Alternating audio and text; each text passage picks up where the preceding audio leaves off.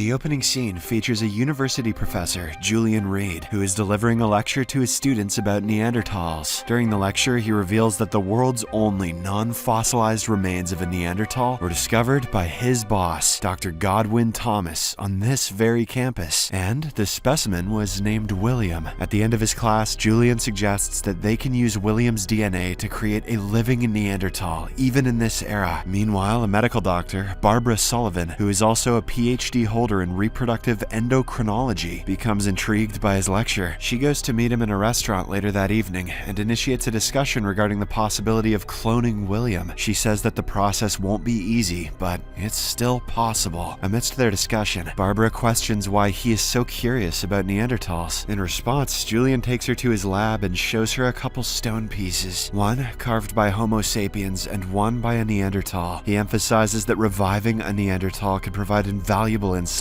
which ultimately convinces Barbara. Soon, the duo takes the approval from the university and starts working on their project. As time passes by, they also develop feelings for each other and start a romantic relationship. I guess you could say that the two of them discovered fire. A few years later, the couple faces a setback. Their cloning project becomes the center of a heated debate at the university. There arises a dilemma whether it's ethical to fund a project about human cloning. In the end, the president of the university, Bob Claiborne, decides to shut it down altogether. This leaves the couple devastated, as they had put all of their effort into this project. While deliberating on this matter, Barbara suggests that they continue the project anyway. Julian wonders who will carry the embryo, to which Barbara responds that she will. The couple then relocates to Nevada and gets married to start their new life. Months later, Barbara gives birth to a healthy boy, and the couple name him William. The very next day, Julian runs back to the university and announces the successful birth of a Neanderthal. However, this upsets Bob, as he didn't expect Julian to continue the project behind his back. He immediately sets up a meeting with other senior officials to plan their next move. One of the officials suggests that they sue Julian for using the university's resources without approval. However, Bob refuses, as he believes the university might be held responsible for allowing this to happen in the first place. They eventually decide to embrace the idea, thinking it will earn them good publicity. After some days, Julian holds a press conference in the university where he shows off pictures of the first ever Neanderthal baby born in the modern world. He says that although William isn't related to him, he still considers himself to be a proud father of the child. The scene then fast forwards several years later, showing a grown-up William. He is currently seen on a ferry boat sailing through the ocean. As the camera zooms in, his distinctive facial features become evident. Upon getting off the boat, Barbara drives him to a secluded house in the forest near the river. She then hugs him goodbye, saying that he is free to come back to her at any time. Following this, William enters the house, where he will be living with his so-called father, Julian. As he explores the place, he is approached by a woman who introduces herself as Sarah. Turns out that she is Julian's new girlfriend and that they've been living together. Later, while having dinner, Sarah compliments his healthy appetite, to which Julian notes that William's body mass and metabolism requires 20% more calories than regular humans. After dinner, Julian goes to William's room to talk with him. He expresses his pride that his son is trying to learn more about human life. Starting from the following day, the couple begins teaching William the basics of English so that he can broaden his limited understanding. It appears that the young guy has difficulty in understanding humor and metaphors. One day at the university, Julian explains to his students about people's harsh reaction to William when he was first revealed to the world. According to the professor, William developed the same or greater intelligence than Homo sapien children. His immune system is a lot more robust and adaptive than other humans, which might be a great help in medicine studies. As he goes on talking, the scene flashes back to the past. Here, we learn that Barbara divorced Julian because he wanted to continue the experiment on William. On the contrary, Barbara, being a mother, didn't want her son to become a test subject. What did she think was going to happen? In the aftermath of that event, Barbara took custody of William and started raising him as a single mother. Julian occasionally visited them to see how William was coping up with the human environment and how he was interacting with the other students at school. One day, the young William was riding his bicycle on the street when a group of teenagers started following him, not wanting to get bullied. William opted to ride away, but the boys started chasing him. They soon managed to corner him in the middle of a bridge. However, as they tried to assault him, our Neanderthal man fought back with his great strength. Following that incident, the parents of the bullies filed a complaint at the police station, but the officers dismissed the case, addressing it as a minor issue. Later, at home, Barbara attended to William's wound and warned him from ever attacking anyone again. The same night, he was surfing through the internet when he stumbled upon an article about Neanderthals. On opening it, he noticed that the Neanderthals are addressed as stupid and beastly creatures, which made him feel bad. The scene then cuts to several years later, depicting a teenage William taking a test in his college. During this, he breaks several of his pencils due to his Neanderthal strength. After the test, one of his female classmates, Judy, approaches him. She invites him over to her house in order to help her practice for the upcoming opera play. William wants to go, but his friends remind him that they already have a plan to go camping. As a result,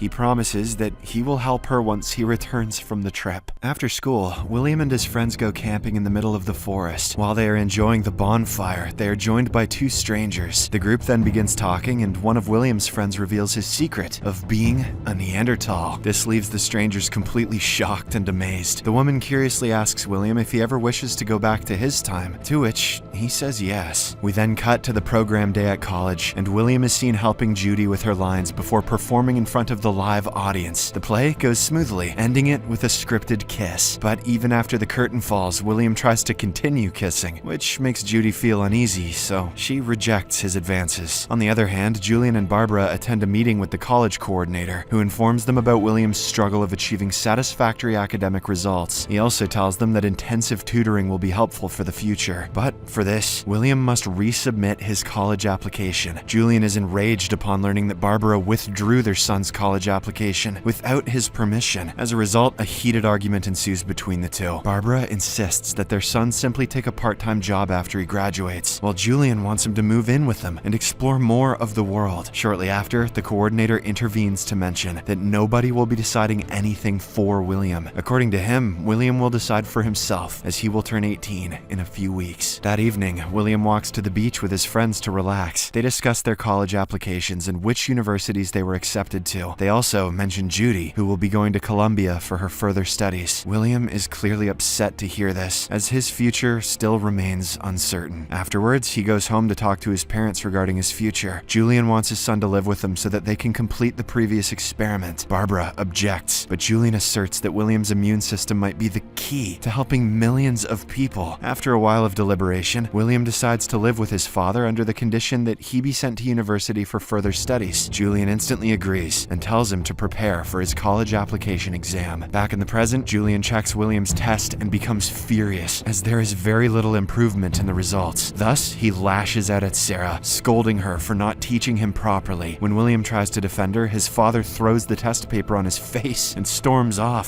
Following this, Sarah tries to console William, saying that he's improving a lot. In an attempt to cheer him up, she takes him out for a walk in the woods. She shares how her parents also used to plan her future, similar to what is happening to William. She eventually lifts his mood by talking to him regarding different topics and also making him sing. Their moment suddenly takes a romantic turn when William kisses Sarah. To his good luck, she also embraces him and kisses him back. The next day, Sarah drives William to the university to take his application test. She wishes him luck and says that she will pick him up later. During the test, William's pencil breaks, as usual. He looks around and notices that no one else is having such an issue. He makes a second attempt to write, but the pencil lead breaks again. Frustrated, William abandons the test and storms out of the room. As he walks around the street, people stare at him and laugh at his unusual facial appearance. William then visits Dr. Godwin, who shows him the perfectly preserved remains from which he was cloned. After watching it closely, William deduces that neither the preserved Neanderthal nor he himself belong here. Meanwhile, Sarah is waiting outside the test venue, and she becomes concerned when William doesn't arrive on time. Hence, she calls Barbara and informs her about the situation. In the next scene, William sneaks into Julian's class, where he finds his father lecturing about the Neanderthals. As Julian explains William's role in the coming future, the latter interrupts, claiming that he is wrong and his work is a failure. Julian, who doesn't want to be embarrassed in front of his students, rudely replies, "You're a failure." This upsets William, who then walks away. Julian immediately regrets his action and follows him outside. He tries to apologize and tells him to go home so that they can discuss it later. But William refuses and asserts that he is not his father, which earns him a slap. Julian then tries to force him to go home, but William swings his arm, inadvertently knocking him down. The students witness this and call the police, prompting him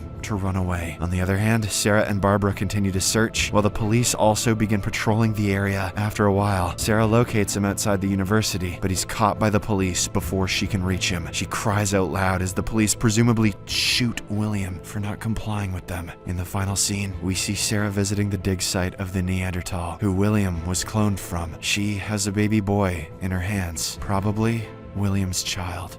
Subscribe for more videos like this, turn on notifications, and leave a like to help the channel out. Thank you for watching.